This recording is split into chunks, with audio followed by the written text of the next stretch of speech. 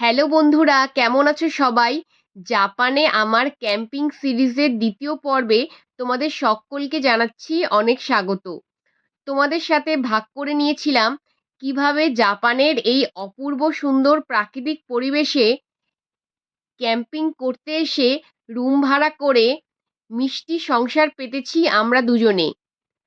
আজকে ভাগ করে নিচ্ছি রাতের খাবারের গল্প। বাঙালি যেখানে সুস্বাদু খাবারের হাতছানি সেখানে।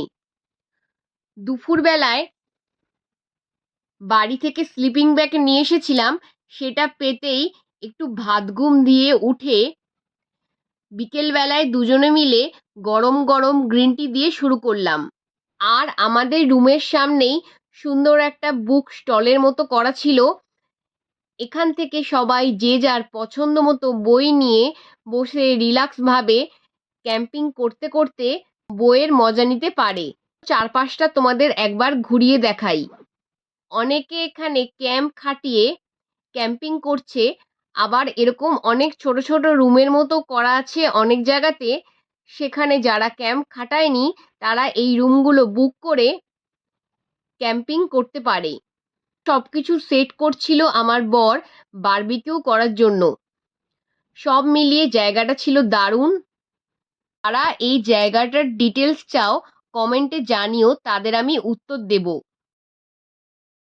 সপরিবারে অনেক বন্ধু বান্ধব নিয়ে, কিন্তু আমরা দুজন আজকে এখানে একাই এসেছি।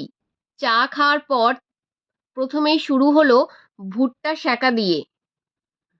গরম গরম ভুট্টা, তার সাথে নুন লেবুর রস মিশিয়ে কি যে দারুণ খেতে। তার সাথে এত সুন্দর ঠান্ডা ঠান্ডা বাতাস দিচ্ছিল, আর প্রাকৃতিক পরিবেশটা এত সুন্দর ছিল যে প্রাণ মন সবকিছু জুড়িয়ে যাচ্ছিল। তারপরে খেলাম এদিকে চিকেন, চিংড়ি মাছ আর ক্যাপসিকাম পোড়া।